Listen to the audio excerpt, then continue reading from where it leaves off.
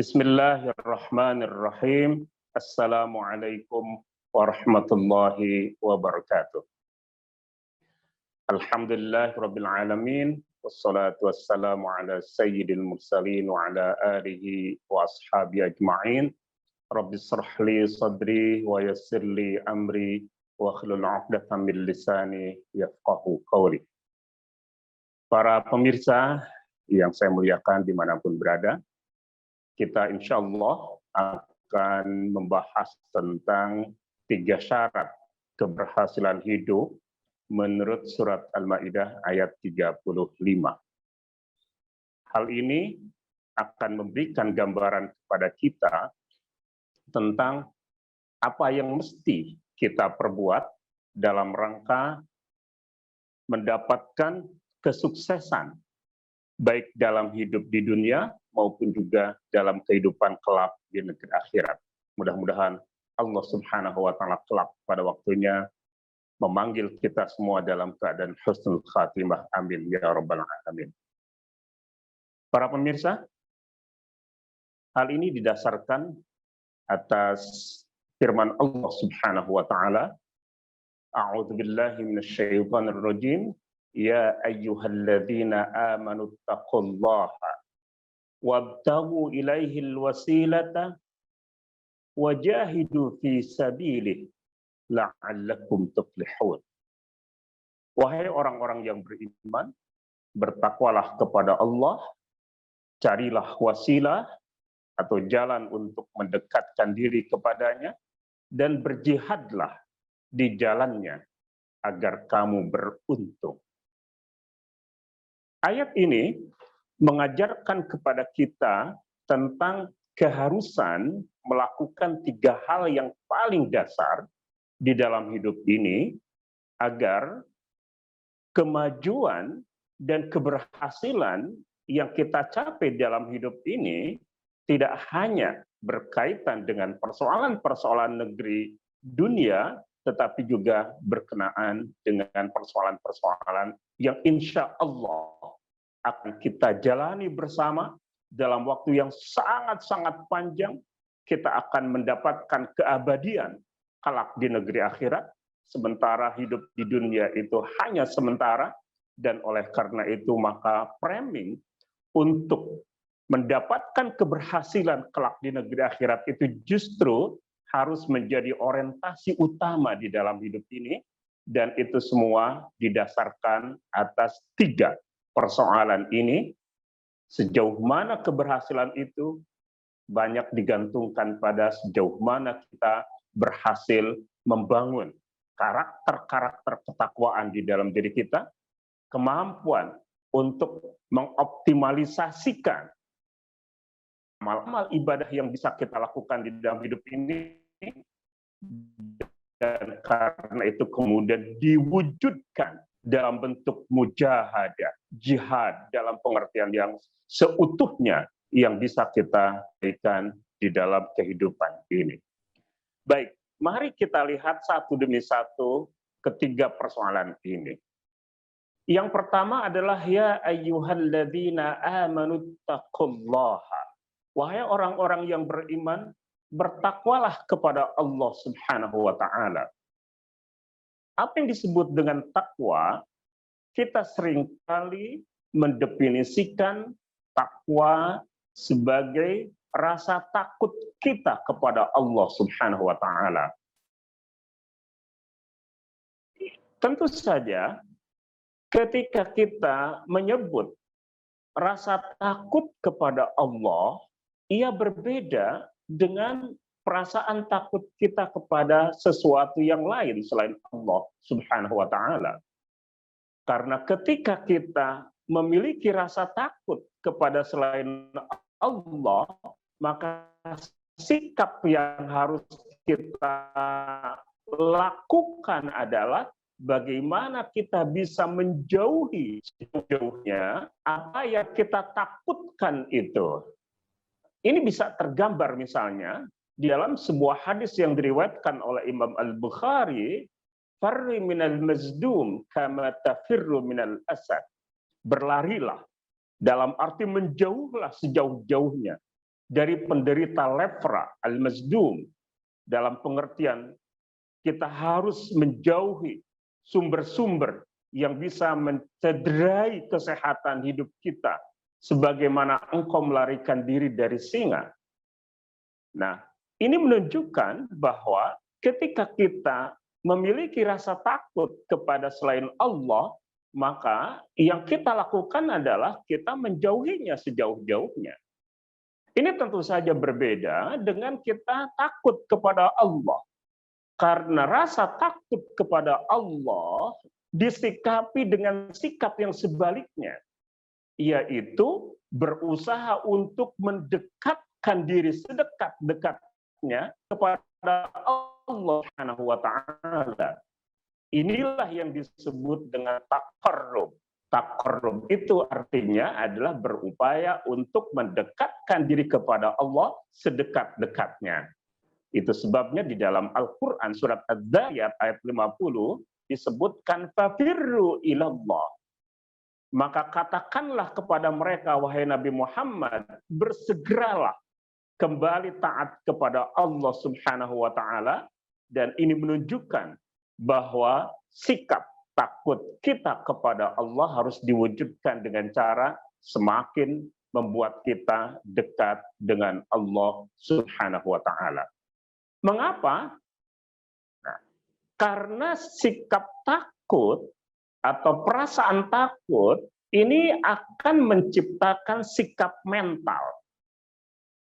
Sikap mental itu artinya adalah kondisi kejiwaan ketika kita berusaha untuk berhati-hati di dalam hidup ini sehingga tidak mudah terjerumus ke dalam perkara-perkara yang dilarang oleh Allah Subhanahu wa taala.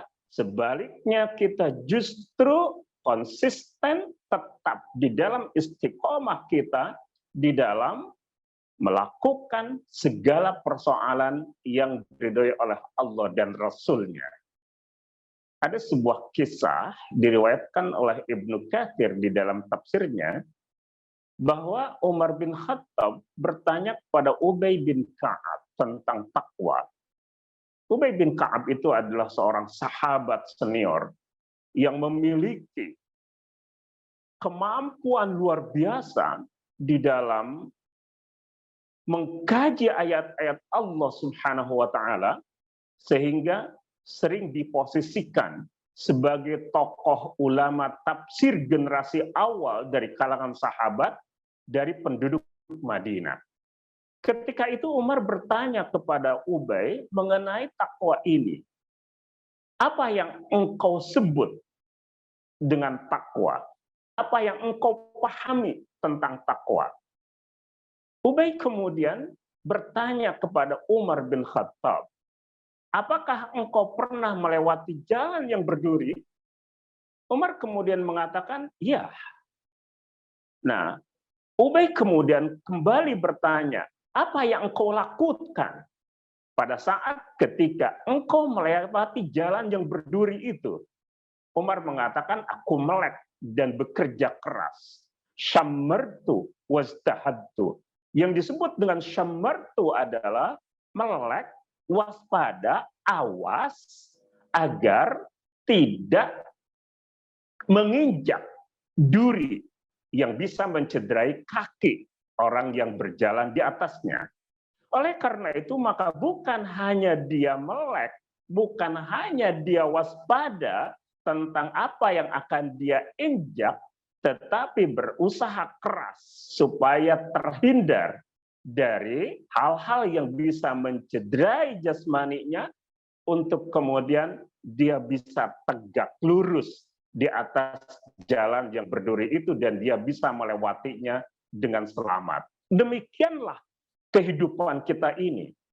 Hidup kita ini penuh dengan onak dan duri. Godaan-godaan setan berusaha untuk menjerumuskan hidup kita ke dalam kemaksiatan. Bahkan seringkali karakter-karakter setanan itu justru ada dalam diri kita. Wala'adillah. Sehingga Rasulullah SAW menyebutkan bahwa setan itu mengalir bersama aliran darah manusia. Itu sebabnya bahwa ada dorongan-dorongan untuk melakukan perbuatan-perbuatan yang menyimpang, baik berasal dari luar diri kita, baik dari kalangan setan manusia, maupun dari kalangan setan yang berbentuk jin, tetapi juga ada dorongan-dorongan internal di dalam hidup manusia yang bisa membuatnya itu terjerumus ke dalam berbagai bentuk kemaksiatan itu. Maka sikap mental bahwa kita selalu dalam keadaan berhati-hati agar kita tidak terjerumus ke dalam perbuatan-perbuatan yang terlarang itu, itulah yang kemudian disebut dengan takwa. Ubay mengatakan dzalikat taqwa atau dzalikat takwa, itulah yang disebut dengan takwa itu. Nah, para pemirsa, oleh karena itu, maka sikap kehati-hatian kita akan membuat kita selamat. Pertama, dari segala rongrongan-rongrongan yang membuat kita terjerumus ke dalam perbuatan dosa. Yang kedua, akan membuat kita menjadi apik di dalam menjalani hidup ini. Kemudian, berusaha sehingga selalu setiap jejak yang kita lakukan itu kita tapaki dalam rangka semakin mendekatkan diri kita kepada Allah Subhanahu wa taala, dan itulah yang disebut dengan muraqabatullah.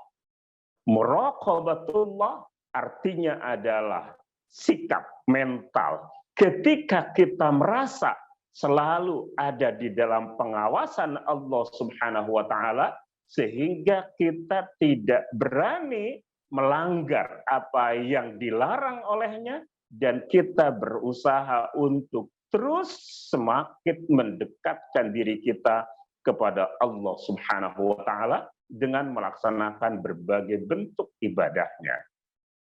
Sikap seperti inilah yang insya Allah akan membuat kita semakin meningkat kualitas ketakwaan kita itu kepada Allah, dan karena itu akan membuat seperti kita sedang menaiki anak-anak tangga untuk semakin dekat dengan satu makom yang terpuji, di mana mudah-mudahan kita kelak semakin dekat dengan Allah Subhanahu wa taala. Dari situlah maka Sahal At-Tustari mengatakan bahwa takwa itu adalah Allah melihatmu hadir pada saat Dia menginginkan kehadiranmu, dan tidak melihatmu di saat Dia tidak menginginkan kehadiranmu. Dari situlah maka ketika Allah memerintahkan kita melakukan satu perbuatan, kita ada termasuk orang yang menunaikannya.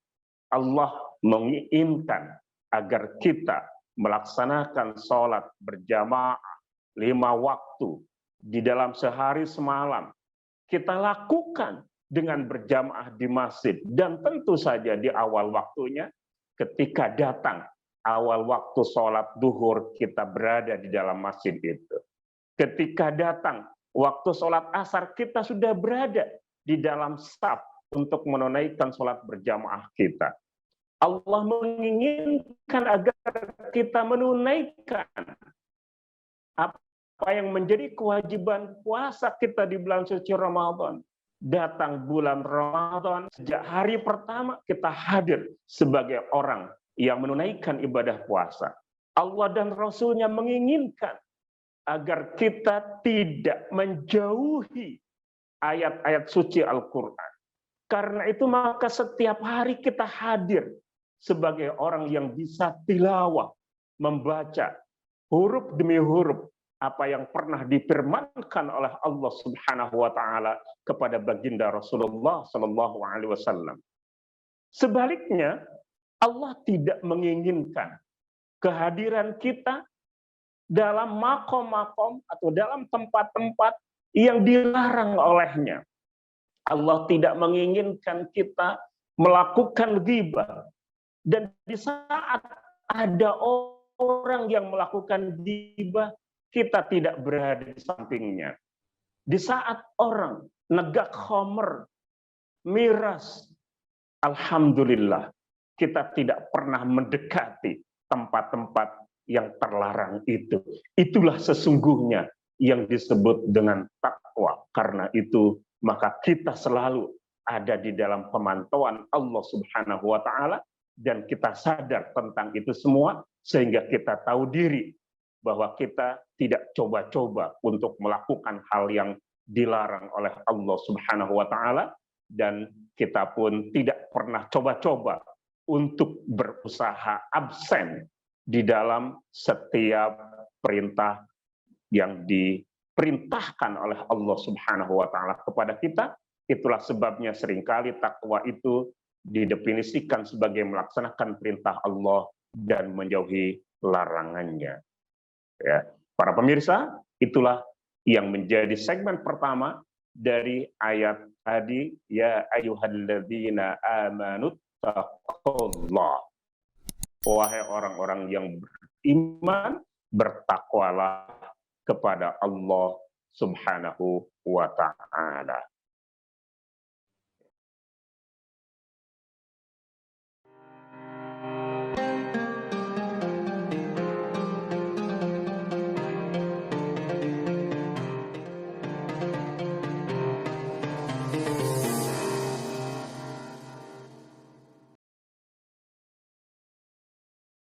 Bismillahirrahmanirrahim. Assalamualaikum warahmatullahi wabarakatuh.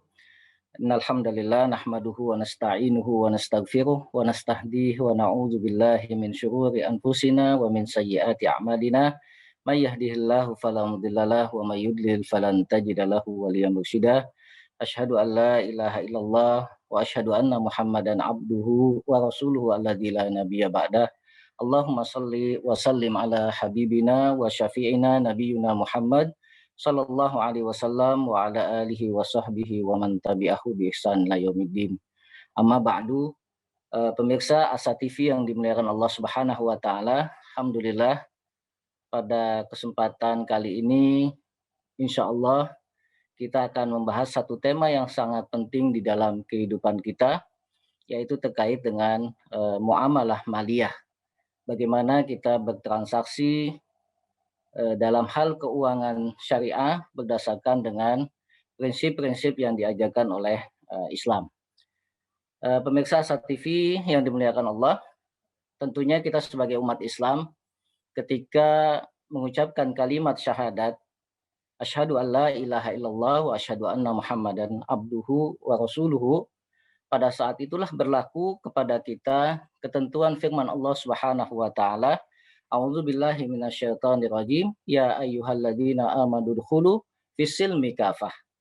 Wahai orang-orang yang beriman, masuklah ke dalam Islam secara kafah, secara menyeluruh di dalam kehidupan kita. Baik itu di dalam nilai-nilai tauhid kita, dalam akidah, dalam keyakinan, baik itu dalam sisi ibadah maupun dalam sisi muamalah. Ketiga hal ini tentunya harus sesuai dengan apa yang Allah dan Rasul-Nya tetapkan kepada kita semua. Nah, dalam hal kaitan dengan prinsip syariah dalam bermuamalah, dalam interaksi kita dengan sesama manusia, tentu juga Islam mengatur beberapa hal yang mesti kita ikuti. Di tahun-tahun 70 sampai dengan 80 bahkan tahun 90-an, umat Islam masih sangat minim di dalam literasi keuangan syariah.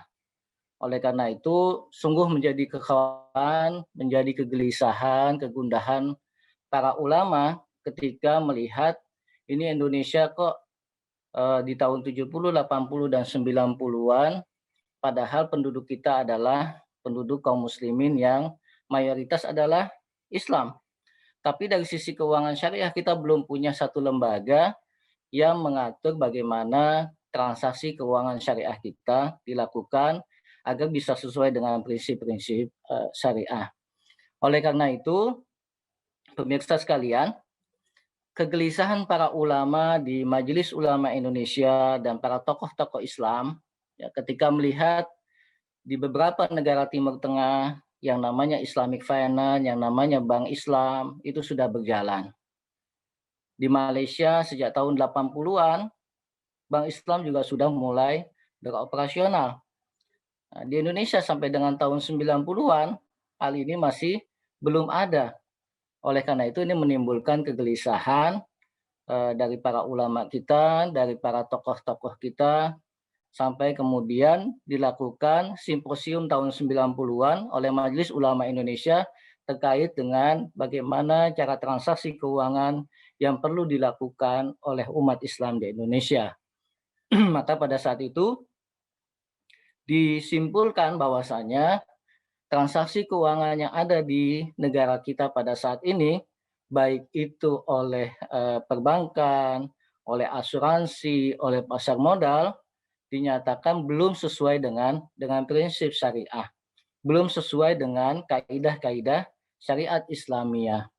Dan satu keputusan penting yang dihasilkan oleh para ulama kita di Majelis Ulama Indonesia, yaitu menghasilkan satu kesimpulan bahwasanya kita umat Islam Indonesia membutuhkan satu wadah, membutuhkan satu institusi, membutuhkan sebuah lembaga yang mengatur tentang transaksi keuangan syariah yang harus dilakukan oleh kita umat Islam di Indonesia.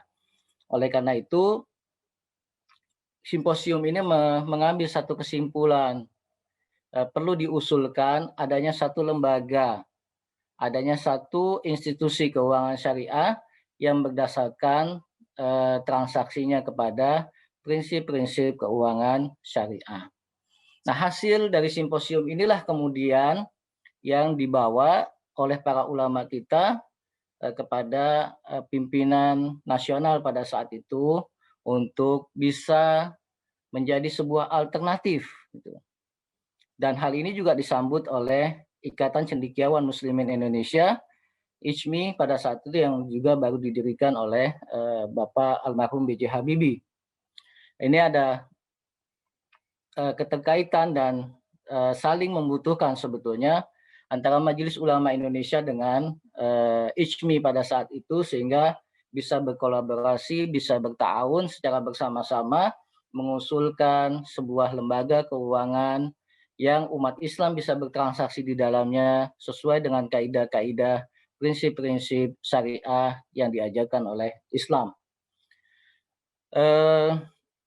Saat itu MUI yang dipimpin oleh Bapak Kiai Haji Hasan Basri bersama dengan Pak Habibie dan tokoh-tokoh umat Islam menghadap Pak Harto pada saat itu yang merupakan Presiden Republik Indonesia untuk mengusulkan adanya satu lembaga keuangan yang berlandaskan kepada prinsip syariah.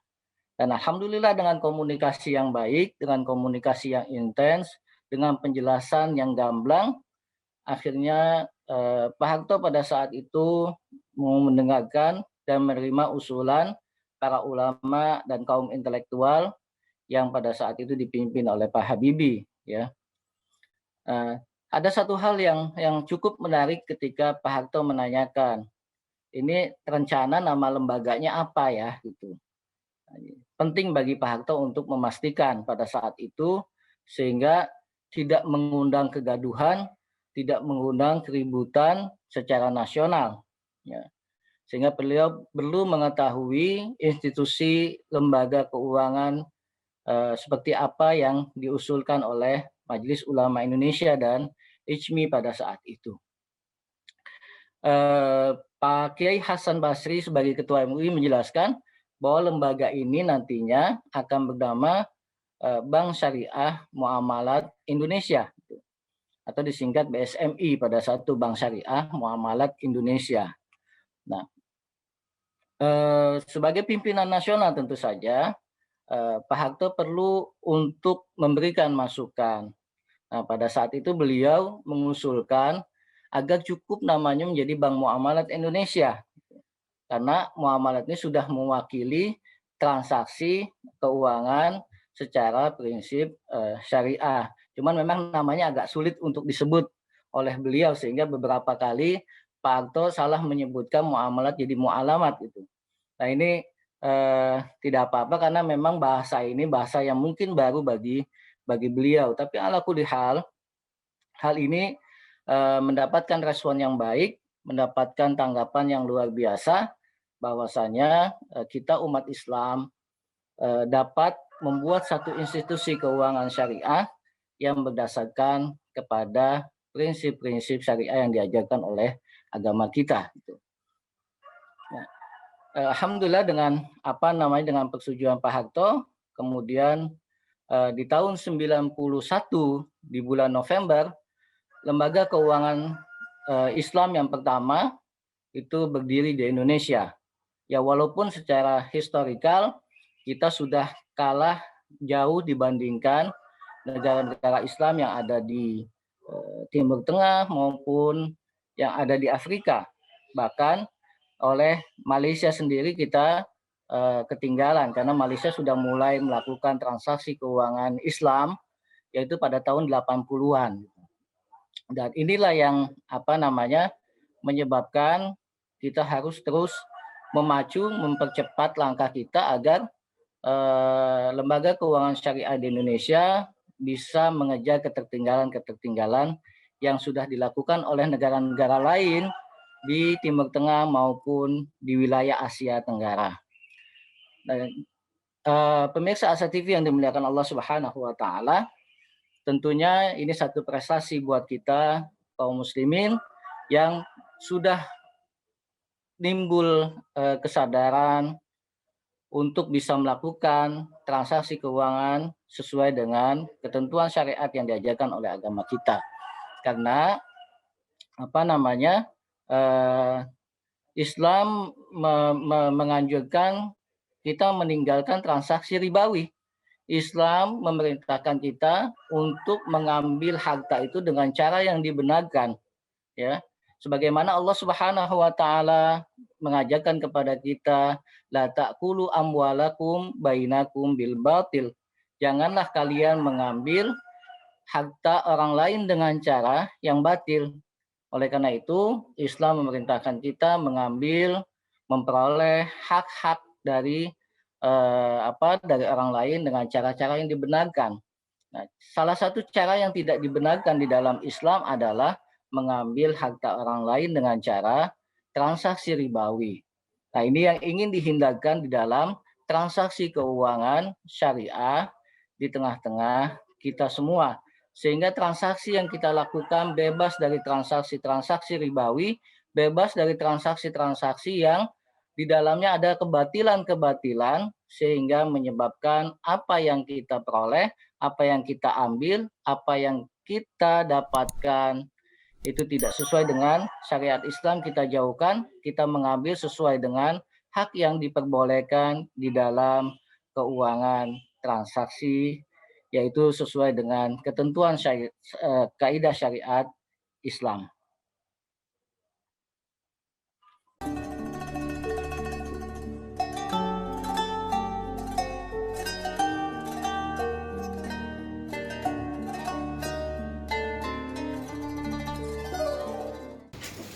Bismillahirrahmanirrahim. Assalamualaikum warahmatullahi wabarakatuh. Alhamdulillahirrahmanirrahim. Wassalatu wassalamu ala asrofil anbiya'i wal mursalin wa ala alihi wa ashabi ajma'in. Pemirsa yang dirahmati Allah, kita semua tahu bahwa perempuan adalah tiang negara. Apabila perempuannya baik, maka negaranya akan baik. Dan apabila perempuannya rusak, maka negara akan rusak. An-nisa'u imadul bilad. Idza saluhat saluhal bilad wa idza fasadat fasadal bilad. Partisipasi peran perempuan pada ranah domestik dan juga ranah publik akan berkontribusi dalam meningkatkan kualitas kehidupan berkeluarga, bermasyarakat, dan juga bernegara. Perempuan Indonesia telah mengalami banyak kemajuan, baik di bidang pendidikan, ekonomi, kesehatan. Namun dalam waktu yang sama, perempuan Indonesia mengalami tantangan-tantangan dan juga permasalahan di bidang pendidikan, ekonomi, kesehatan, perlindungan hukum, dan juga ketidakharmonisan rumah tangga.